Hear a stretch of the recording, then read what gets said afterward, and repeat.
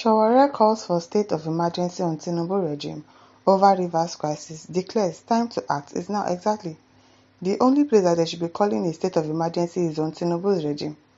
Really, because his regime has brought total disaster, chaos, economic instability, hunger.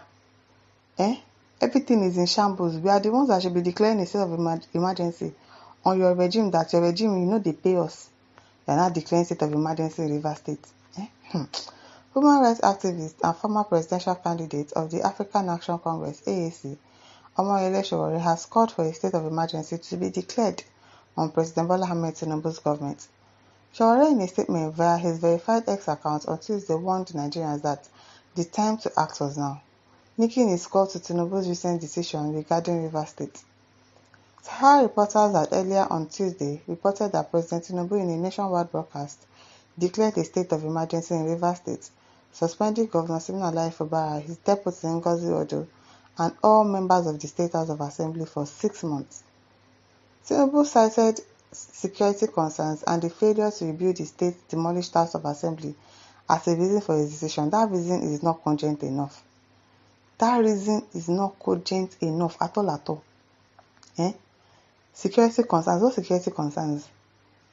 What security concerns will make you declare a state of emergency? It is not a good decision at all. Sowore, reacting to this development, stated, a state of emergency should be declared on the Asiwaju Bola Ahmed Tinubu's regime, and Nigeria must recognize that the time for such action is now. Yes, so is now or never. He further criticized Tinubu's approach, drawing a parallel with former President Olusegun Obasanjo, like Tinubu, using state of emergency to pacify his criminals, Sowore declared. During his broadcast, Tinubu justified his decision, saying, the governor of Rivers State demolished the House of Assembly, since when, but has failed to rebuild the building till date. He added, many Nigerians have intervened and leaders of thought have intervened, all to no avail, so because of that, you are declaring a state of emergency. That's not reason enough. According to Tinubu, security reports showed ongoing vandalism of oil pipelines in Rivers State, which he claimed the governor had not addressed. Who is vandalizing oil pipelines? Can you imagine? He stated, the Supreme Court pronounced in very glaring terms that a government cannot run without an arm of government. Quoting the Nigerian Constitution, Tinubu said, based on Section 305 of the Constitution of the country, the governor of Rivers State, Mr. Siminalayi Fubara, his deputy, Mrs. Ngozi Ojo, and all elected members of the House of Assembly of Rivers State are hereby suspended for an initial period of 6 months. Okay, let's assume, fine, you suspended them. What about Wike? Because he's also involved in this matter that is going on in Rivers State. His job in FCT is not facing it squarely, so why not suspend him as well? So that we know that you are not biased. Why not suspend Wike too as well? Sowore's statement reflects growing concerns among opposition figures and activists over Tinubu's use of executive powers.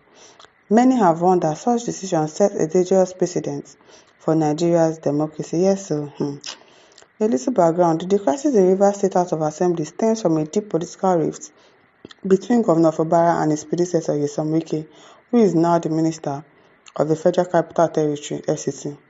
The conflict began shortly after Fubara took office in May 2023, despite Wike's instrumental role in securing his election victory under the platform of the PDP.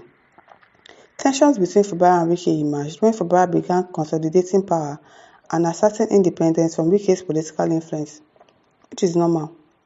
I am not the governor. Why do you want to be controlling me up and down? Why do you want to be controlling me? This reportedly angered Wike, who had expected to maintain significant control over the state's political structure even after leaving office. In December 2023, the conflict escalated when 27 lawmakers in the Rivers State House of Assembly who were loyal to Wike defected from the PDP to the ruling All Progressive Congress. The lawmakers cited internal party disputes and loss of confidence in the PDP leadership as reasons for their defection, and yet they claimed that they did not defect. Their departure left Fubara with minimal legislative support, threatening his ability to govern effectively. Before the defection, the assembly dominated by pro-Wike lawmakers had initiated impeachment proceedings against Governor Fubara in October 2023. Fubara responded by attempting to dissolve the assembly, leading to a physical confrontation and the burning of the state assembly complex. It is well, hopefully God will help us intervene, because all the state of emergency, it is not needed at all in Rivers State. It is not. Ike Abraham says what has happened in Rivers State has its foundation from party's failure to conduct primary election to pick who should be the flag bearer. Secondly, INEC failure of conducting election based on people's mandate and voting. Yes, that is also a problem. If the votes were duly done, Wike wouldn't have been claiming ownership of Sim and Rivers State.